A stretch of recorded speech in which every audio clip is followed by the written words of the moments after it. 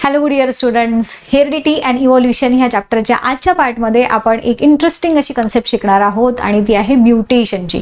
So basically आपण last काही लेक्चर्समध्ये ट्रान्स्क्रिप्शन, ट्रान्सलेशन, ट्रान्सलोकेशन ही सेंट्रल डोग्माची प्रोसेस आणि त्याच्यामध्ये असणाऱ्या ह्या वेगवेगळ्या स्टेप्स डिटेल पाहिल्या. आय होप तुम्हाला ते व्यवस्थित समजल्या असतील, राईट? सो त्याच्याच ही जी प्रोसेस आहे सगळी एक मशीन सारखं आहे ना रे. आपली बॉडी ही एक मशीन आहे. इनफॅक्ट आपल्या बॉडीमध्ये असणारी प्रत्येक सेल ही सुद्धा एक मशीन सारखं आहे, कारखाना आहे ना. आणि मग त्या मशीन आणि त्या कारखान्यामध्ये कधीतरी चुकून काहीतरी बिघाड होतो की नाही रे. सो तसंच काहीतरी आपल्या ही जी सगळी प्रोसेस आपण पाहिली, प्रोटीन सिंथेसिस होताना कशा पद्धतीनं DNA पासून mRNA तयार होतो, mRNA पासून पुढे tRNA, rRNA सगळे मिळून कशा पद्धतीनं प्रोटीन बनवतात, अमिनो ॲसिडची लॉंग चेन फॉर्म होते. आणि तो स्पेसिफिक सिक्वेन्स जो न्यूक्लिओटाइडचा असतो, ज्याला आपण काय म्हणतो, जीन्स म्हणतो, राईट? DNA मध्ये असणारे ते जे ATGCचा आपण सिक्वेन्स बघितला, त्या सिक्वेन्सला साध्या शब्दामध्ये जीन्स असं म्हणता येईल. सो प्रत्येक प्रकारच्या हा जो न्यूक्लिओटाइडचा सिक्वेन्स आहे, it is responsible for expression of specific characteristics in our body. म्हणजे जसं आपला डोळ्यांचा रंग, केसांचा रंग, आपली उंची, आपला रंग, आपली बुद्धिमत्ता, हे जे सगळं काही आहे ते सगळं ठरवतं कोण? तर आपल्या जीन्स, म्हणजे आपल्या DNA मध्ये असणारे जे जीन्स आहेत, म्हणजेच तो न्यूक्लिओटाइडचा सिक्वेन्स ठरवतो.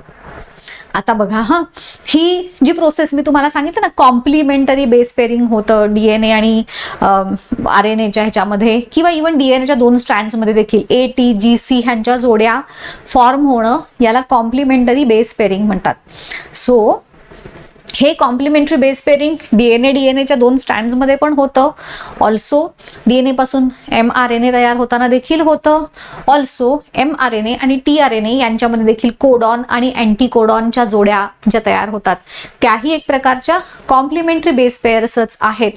आता ही प्रोसेस जी होत असताना, जसं मगाशी तुम्हाला मी म्हटलं, मशीन आहे, मशीनमध्ये कधीतरी काहीतरी बिघाड होतो आणि जे आपल्याला एक्सपेक्टेड आहे प्रोडक्ट फॉर्म होणं, त्याच्यापेक्षा वेगळंच काहीतरी प्रोडक्ट फॉर्म होतं आणि काहीतरी बिघडतं थोडक्यात, राईट?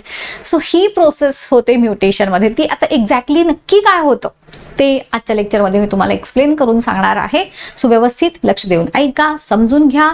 जिथे जिथे गरजेचे काही इम्पॉर्टंट पॉईंट्स मी सांगते ते नोट डाऊन करून ठेवा आणि ही कन्सेप्ट तुम्हाला समजून जितकी जास्त कॉन्सन्ट्रेशन देऊन ऐकता येईल तितकी ऐकून घ्या. सो हे तुमच्या टेक्स्टबुक मधली डायग्राम आहे. आता इथं काय दिलाय, मेन सिक्वेन्स, आणि इथं दिलाय रिप्लेसमेंट. आता हा मेन सिक्वेन्स बघा, DNA टू mRNA मध्ये इन्फॉर्मेशन कॉपी होताना सुद्धा काहीतरी सिक्वेन्स चेंज होऊ शकतो. mRNA टू tRNA होताना मग ऑब्व्हियसली तिथं देखील काहीतरी चेंज होऊ शकतो. So it depends. म्हणजे असं काही नाही की इथंच झाला तरच म्युटेशन होतं, अदरवाईज नाही होत वगैरे, असं नाही. सो जेव्हा DNAचे 2 स्ट्रँड सेपरेट होतात आणि त्यापैकी एका स्ट्रँडला जेव्हा mRNAचे म्हणजे RNAचे जे न्यूक्लिओटाइड्स अटॅच होतात आणि मग तो जो mRNA तयार होतो, तिथं काहीतरी गोंधळ होऊ शकतो. किंवा mRNA तयार होऊन बाहेर आलाय, तिथे tRNA आणि mRNA यांच्यामध्ये काहीतरी गोंधळ, म्हणजे त्या ज्या कॉम्प्लिमेंटरी बेस पेअर होतात तिथं काहीतरी गोंधळ होऊ शकतो. सो दोन्हीपैकी कुठंतरी गोंधळ तयार झाला की जे अपेक्षित, जे एक्सपेक्टेड प्रोटीन किंवा जे अमिनो ॲसिड एक्सपेक्टेड फॉर्म होणं आहे आपल्याला, ते न होता वेगळ्याच प्रकारचं अमिनो ॲसिड फॉर्म होतं आणि which leads to formation of totally different characters. जसं आपण 9वी मध्ये सिकल सेल ॲनिमियामध्ये बघितलेलं होतं, राईट? आठवतंय ना तुम्हाला? सो जे नॉर्मल हिमोग्लोबिनचा मोलेक्युल होता, त्यातलं 6वं अमिनो ॲसिड काहीतरी ग्लुटॅमिक ॲसिड असतं. म्हणजे ती जी नॉर्मल आपला हिमोग्लोबिनचा मोलेक्युल आहे की नाही, त्या हिमोग्लोबिनचा मोलेक्युल तयार होताना देखील अमिनो ॲसिडचा काहीतरी एक स्पेसिफिक सिक्वेन्स असतो ना रे. 1 नंबरला हे अमिनो ॲसिड ठरलंय, 2 नंबरला ते ठरलंय, 3 नंबरला ते ठरलंय, आणि मग 6व्या पोझिशनचं जे अमिनो ॲसिड नॉर्मल हिमोग्लोबिनमध्ये असतं ते असतं ग्लुटॅमिक ॲसिड. आणि मग ते ग्लुटॅमिक ॲसिड जेव्हा तिथं 6व्या पोझिशनला बरोबर येतं, मग तेव्हा आपल्या RBCचा जो शेप आहे तो बरोबर जो बायकॉन्केव्ह गोल शेप असतो त्या पद्धतीच्या RBC तयार होतात आणि आपलं नॉर्मल जे आरबीसीचं जे स्ट्रक्चर फंक्शन आहे ते डेव्हलप होतं. परंतु जर चुकून म्हणजे तिथं तो एक स्पेसिफिक सिक्वेन्स, आय थिंक माझ्याकडे ते डायग्राम आहे का येस, ह्याच्यात तरी इन्क्लूड केलेली नाही आहे मी ती डायग्राम, बट सांगते मी तुम्हाला. नॉर्मल अमिनो ॲसिड्समध्ये जस्ट तोंडी सांगते, समजून घ्या. नॉर्मल जो हिमोग्लोबिन मोलेक्यूल आहे तेव्हा तो ग्लुटामिक ॲसिड फॉर्म होण्यासाठी समजा GTA असा काहीतरी सिक्वेन्स फॉर्म होणार असेल तर त्याच्यात बिघाड होतो, टीच्या ऐवजी A येतो हां, आणि मग ग्लुटामिक ॲसिड फॉर्म होण्याच्या ऐवजी व्हॅलिन नावाचं वेगळंच अमिनो ॲसिड तिथं फॉर्म होतं. कारण का, तर तो न्यूक्लिओटाईडचा सिक्वेन्स चेंज झाला आणि मग आपला जो आरबीसीचा स्पेरिकल शेप फॉर्म होणं, गोल शेप फॉर्म होणं अपेक्षित असतं, तसं न होता त्याच्या जागी सिकल शेपचा आरबीसीज फॉर्म होतात, कोयत्याच्या आकाराचे, आणि मग ज्याला आपण सिकल सेल ॲनिमिया म्हणतो. 9वी मध्ये आपण तो शिकलोय, राईट.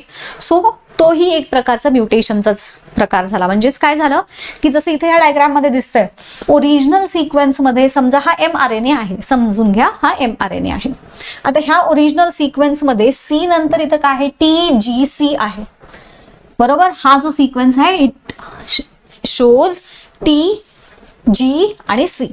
आता या सिक्वेन्स मध्ये काय झालं, चेंज झाला आणि TGC या सिक्वेन्सच्या ऐवजी GAT असा उलटा सिक्वेन्स तयार झाला. TGC निघून गेला. हा, आता कधी कधी बघा हा, तीनही एकत्र जाऊ शकतात किंवा समजा एखादाच इथं C आहे की नाही, ह्या C च्या ऐवजी इथं समजा G आला, असं पण होऊ शकतं. म्हणजे सिंगल न्यूक्लिओटाइड मध्ये पण बदल झाला तरीही म्युटेशन होतं. हे जे आहे हे 3 न्यूक्लिओटाइड एका वेळेस चेंज झाले. G असणारा न्यूक्लिओटाइड, A असणारा न्यूक्लिओटाइड आणि T असणारा. सो असं पण होऊ शकतं किंवा सिंगल न्यूक्लिओटाइड सुद्धा चेंज होऊ शकतो, रिप्लेस होऊ शकतो, बरोबर. आणि मग ह्या अशा पद्धतीनं ओरिजिनल सिक्वेन्स मध्ये काहीतरी चुकून बिघाड झाल्यामुळे आता त्याचे रिझन्स हे म्युटेशन होण्यामागचे आहेत. मी सांगेनच तुम्हाला का म्युटेशन होतात आणि हे का अशा पद्धतीचे कॅरेक्टर डेव्हलप होतात हे पण मी तुम्हाला सांगेन. एक लक्षात घ्या गाईज, आपण सायन्स शिकतो, हे अभ्यास करणं, मार्क मिळवणं, ह्या सगळ्याच्या पलीकडे जाऊन आपल्याला सायन्स का शिकायचं आहे माहिती आहे? बिकॉज वी कॅन को relate the things which are happening in our daily life आणि त्या आपल्याला अवॉइड करता कशा येतील, किंवा मला एखादी गोष्ट ही झाली आहे तर ते होण्यामागचं रिझन काय आहे हे जेव्हा मला समजेल तर मग खऱ्या अर्थाने तुम्ही सायन्स शिकलेल्याचा फायदा तुम्हाला झाला असं म्हणता येईल. सो हे म्युटेशन वगैरे आहेच, पण म्युटेशन होण्यामागची रिझन्स मी तुम्हाला सांगणार आहे. पुस्तकामध्ये नाही आहेत ही रिझन्स, मी तुम्हाला स्पेसिफिकली सांगणार आहे सो दॅट एक प्रकारे मी तुमच्यामध्ये अवेअरनेस पण क्रिएट करू शकेन की आपल्या डे टू डे लाईफमध्ये की ज्या गोष्टी आपण करत असतो त्याचा इतका खोलवर इम्पॅक्ट आपल्या हेल्थवरती होत असतो, आपल्याला माहीत पण नसतं. आणि लोक ह्या गोष्टींना इतकं नॉर्मलाइज करतात गाईज की हा हे होणं, कॅन्सर होणं, हल्ली कॅन्सरचं प्रमाण खूपच वाढलंय. अरे पण का? हल्ली BP शुगर होणं इज नॉर्मल, हल्ली हार्ट अटॅक येणं 24-25व्या वयात इज नॉर्मल. हे सगळं नॉर्मल कन्सिडर केलं जातं, which is actually not normal. ह्याची पाळं मुळं कुठंतरी तुमच्या लाईफस्टाईलशी रिलेटेड असतात. सो हे जे म्युटेशन आहे ना, हे म्युटेशन होण्यामागचं सुद्धा मेजॉरिटी रिझन्स हे आपली लाईफस्टाईलशी रिलेटेड आहेत. कसं ते मी सांगणारच आहे आजच्या लेक्चरमध्ये, डोंट वरी. सो हे लक्षात आलं की काय झालं, आपल्या DNA जो सिक्वेन्स आहे एका जनरेशनकडून दुसरीकडे जात असताना किंवा जे आपण सेंट्रल डोग्माची प्रोसेस बघितली त्या प्रोसेसमध्ये तिथं देखील किंवा हेरिडिटीची प्रोसेस होत असताना एका पिढीकडून दुसरीकडे जात असताना ह्या सिक्वेन्समध्ये काहीतरी बिघाड होतो, बदल होतो, चेंज होतो आणि जे अपेक्षित आपल्याला फॉर्म होणं प्रोटीन गरजेचं असतं किंवा अपेक्षित असतं ते होत नाही. दुसऱ्याच प्रकारचं प्रोटीन तिथं फॉर्म होतं आणि दुसऱ्याच प्रकारचं कॅरेक्टर तिथं डेव्हलप होतं. जसं तुम्ही अल्बिनिझम शिकलाय का रे? अल्बिनिझम 9वी मध्ये आपण बघितलं होतं बघा. पूर्ण काही व्यक्ती आपल्या आजूबाजूला बघितल्या तर पूर्ण पांढऱ्या असतात, अगदी केसांच्या त्या आपल्या भुया वगैरे पण पांढऱ्या वगैरे, तर त्याला अल्बिनिझम म्हणतात. सो आपल्या बॉडीचा रंग जो आहे तो मेलॅनिन नावाच्या पिगमेंटवरती ठरतो. मेलॅनिन नावाचं पिगमेंट हे एक प्रकारचं प्रोटीनच आहे की जे आपली स्किन तयार करते. मग मेलॅनिन पिगमेंट तयार होण्यासाठी जो काही न्यूक्लिओटाइडचा सिक्वेन्स गरजेचा असतो तो फॉर्म न होता त्या प्रोसेसमध्ये काहीतरी इथं जसा दाखवलाय तशा पद्धतीचा काहीतरी बिघाड होतो आणि वेगळंच प्रोटीन तयार होतं आणि मग आपली बॉडी मेलॅनिन सिंथेसाइजच करत नाही आणि मग त्या प्रकारचे अल्बिनिझम डेव्हलप होतं. सो हेही एक प्रकारचं म्युटेशन आहे. सो म्युटेशन ची कन्सेप्ट जर सांगायची झाली तर आपण काय सांगणार, sudden change occurring in the genetic material, त्याला म्हटलं म्युटेशन. आता हे जेनेटिक मटेरियल मध्ये होणारे सडन चेंजेस कधी होतात तर जीन्स मगाशी जसं सांगितलं की एका पिढीकडून दुसरीकडे जात असताना होतात किंवा न्यूक्लिओटाइड मधला काहीतरी सिक्वेन्स म्हणजे ती सेंट्रल डोग्माची जी प्रोसेस आहे ती होत असताना देखील हे चेंजेस होऊ शकतात. 2 वेळेस हे चेंजेस होण्याची शक्यता असते आणि मग टोटली जे अपेक्षित आहे त्याच्यापेक्षा वेगळंच कॅरेक्टर डेव्हलप होतं due to formation of different protein. हे लक्षात ठेवा पहिले, वेगळं कॅरेक्टर का डेव्हलप झालंय, बिकॉज ते कॅरेक्टरसाठी रिस्पॉन्सिबल असणारं प्रोटीनच वेगळं फॉर्म झालंय. म्हणजे जसं बघा तुम्हाला मी काही लेक्चर्स पूर्वी सांगितलेलं होता, इव्हन आपल्याला 10वीत ह्या वर्षी पण शिकायचं आहे. स्किन जसं आता एक्झाम्पल दिलं तर स्किनचा रंग व्यवस्थित डेव्हलप होण्यासाठी मेलॅनिन नावाचं प्रोटीन तयार झालं पाहिजे. बोन्स असतील तर ऑसिन नावाचं प्रोटीन तयार झालं पाहिजे. सो प्रत्येक मेलॅनिन, ऑसिन किंवा केराटिन्स, केसांसाठी केराटिन प्रोटीन आहे, तर हे प्रत्येक घटक तयार होण्यासाठी ठराविक रेसिपी असते. म्हणजेच जे आपण सेंट्रल डोग्मामध्ये बघितलं ठराविक सिक्वेन्स ऑफ जीन, त्यात काहीतरी बिघाड झाला की वेगळंच काहीतरी डेव्हलप होतं आणि मग वेगळंच कॅरेक्टर तिथे तयार होतं. हे तुमच्या डोक्यात असू द्या. सो म्युटेशन झालंय म्हणजेच वेगळं कॅरेक्टर डेव्हलप झालंय because of formation of different protein. हे एकदा कळालं की मग तुम्हाला म्युटेशन समजलं. आता बघा हे जे म्युटेशन आहे त्या म्युटेशनचे 2 मेन प्रकार येतात, मेजर आणि मायनर. पुस्तकात दिलंय पण एका वाक्यातच दिलंय, ते मी थोडंसं पॉइंट वाईज दिलंय. तुम्हाला जेव्हा म्युटेशन वरती नोट विचारली जाईल ना तर तेव्हा हे इथं जे सांगितलंय ह्या पद्धतीनं लिहिलं तरी चालेल. सो मेजर म्हणजे जे आपल्या बॉडीमध्ये मोठ्या प्रमाणामध्ये जे अगदी आपण बघू शकतो, अनुभवू शकतो अशा पद्धतीचे मोठे बदल ज्या म्युटेशनमुळे होतात ते मेजर म्युटेशन्स. जसं की कॅन्सरच डेव्हलप झाला, हा पण म्युटेशनचा प्रकार आहे गाईज. किंवा मग मायनर मध्ये अगदी निग्लिजिबल, म्हणजे मेजर म्युटेशन जे असतात ते युजली हार्मफुल असतात, वेअर ॲज मायनर म्युटेशन जे आहेत ते युजली हार्मलेस, कधी कधी हार्मलेस असतात, कधी कधी बेनिफिशियल पण असतात. बरोबर. सो एक्स्ट्रा बॉडी पार्ट जे नाही का, हे असं एखादं बटन फॉर्म, आपल्याला 5 बोटं असतात ना तर 5 बोटांच्या ऐवजी अशी 6 बोटं फॉर्म होणं वगैरे, तर हे पण म्युटेशनच आहे which is considered as a minor mutation. किंवा हे म्युटेशन हे पण मायनर म्युटेशन, असं काही स्पेसिफिक थोडासा बदल झाला स्ट्रक्चरमध्ये पण इट डझंट मॅटर, एवढं काही मॅटर करत नाही. सो असे म्युटेशन, असे चेंजेस त्याला म्हणायचं मायनर म्युटेशन. आणि ज्या म्युटेशन्समुळे आपलं टोटल, म्हणजे जसं अल्बिनिझम झालं घ्या किंवा आपण जे 9वी मध्ये वगैरे शिकलो तो डाऊन सिंड्रोम, टर्नर सिंड्रोम, हे पण म्युटेशनशीच रिलेटेड आहेत ना. सो ते मेजर प्रकारच्या म्युटेशनचे एक्झाम्पल झाले. ठीक आहे. सो तुम्हाला एवढंच विचारलं जातात की 2 प्रकार कोणते, मेजर आणि मायनर. ठीक आहे. आता दुसरा आहेत त्याचे रिझन्स जे पुस्तकात दिले नाही आहेत, शॉर्टमध्ये फक्त तुम्हाला सांगते. म्युटेशन होण्यामागचे रिझन्स आहेत. आपल्या रिझनपैकी पहिलं एक रिझन आहे म्हणजे वेगवेगळे केमिकल्स जे आपण आपल्या डेली लाईफमध्ये आपल्याही न कळत वापरत असतो. अगदी परफ्यूम, पावडर, साबण, शॅम्पू, ह्याच्यामध्ये खूप सारे केमिकल्स जे असतात. अननोईंगली तुम्ही जेव्हा हे केमिकल्स यूज करत आहात तुम्ही ह्या म्युटेशनला निमंत्रण देत आहात. म्हणजे तुमच्या बॉडीमध्ये जे इंटरनल चेंजेस होतात कालांतरानं होतात. असं नाही की मी आज परफ्यूम मारला की उद्या मला काहीतरी झालं. ते आपली बॉडी ही एक डिटॉक्सिफिकेशनची प्रोसेस कंटिन्युअसली चालू असते बॉडीमध्ये.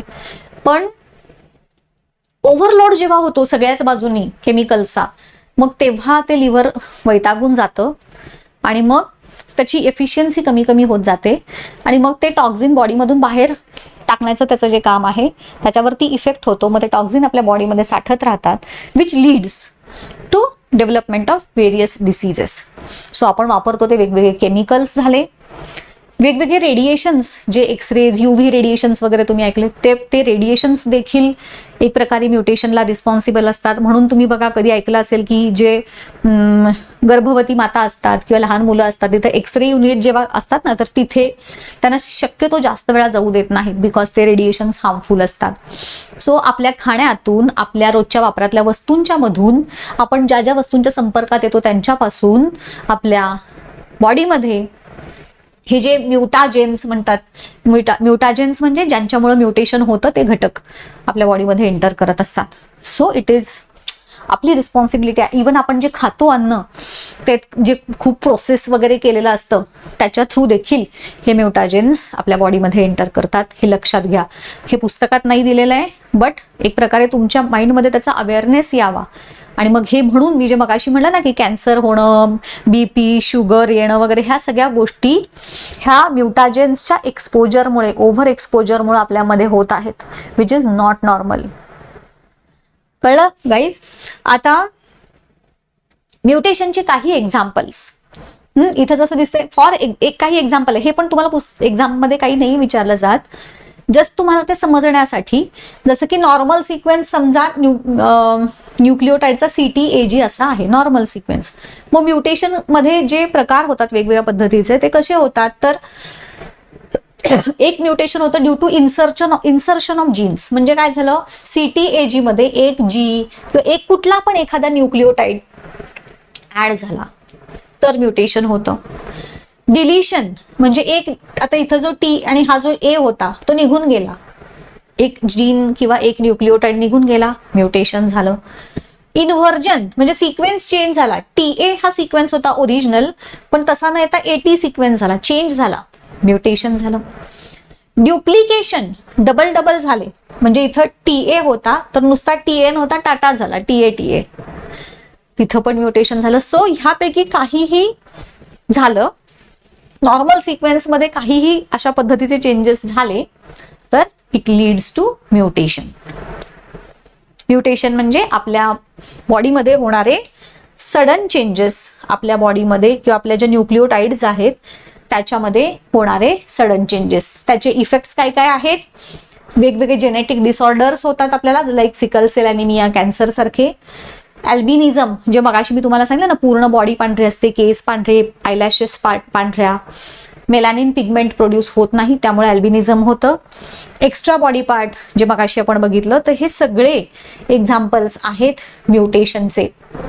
सो स्टुडंट्स, जेव्हा तुम्हाला म्युटेशन वरती नोट लिहायला विचारली जाईल, पुस्तकामध्ये रॅन्डम दिलेला आहे म्युटेशन. सो इथं ह्या ज्या नोट्स तुम्ही आता बघितल्या सगळ्यांनी, ज्यांनी बघितल्या नसतील, थोडंसं बॅक जाऊन तो पार्ट तुम्ही स्क्रीनशॉट करून घ्या. किंवा अजून एक आहे, तुमच्या जेवढ्या कमेंट्स येतील की ह्या नोट्ससाठी वगैरे, तर आपण लवकरात लवकर आपल्या वेबसाईटवरती देखील ह्या नोट्स अवेलेबल करून द्यायचा प्रयत्न करूयात, सो दॅट तुम्ही तिथे बघून डिरेक्टली तुमच्या नोटबुक्समध्ये लिहू शकता. ठीक आहे, म्युटेशन कळालं, त्याचं रिझन्स कळाले, त्यानंतर त्याचे प्रकार कळाले, कशा पद्धतीने म्युटेशन होतं ती प्रोसेस कळाली. होप हे सगळं तुम्हाला व्यवस्थित समजलेलं आहे. जर समजलं असेल तर एक प्रश्न आहे तुमच्यासाठी आजचा, की which of the following is an effect of mutation. म्हणजे म्युटेशनमुळं खालीलपैकी काय होतं, सिकल सेल ॲनिमिया होतो की कॅन्सर होतो की अल्बिनिझम होतो की सगळंच होतं. कमेंट करून नक्की सांगा. हे तुम्हाला समजलं की बऱ्यापैकी तुम्हाला म्युटेशन समजलंय असं म्हणायला हरकत नाही. ठीक आहे, सो इथेच थांबूयात आज. भेटूयात पुढच्या व्हिडिओमध्ये पुढची कन्सेप्ट घेऊन. Till then good bye, thank you.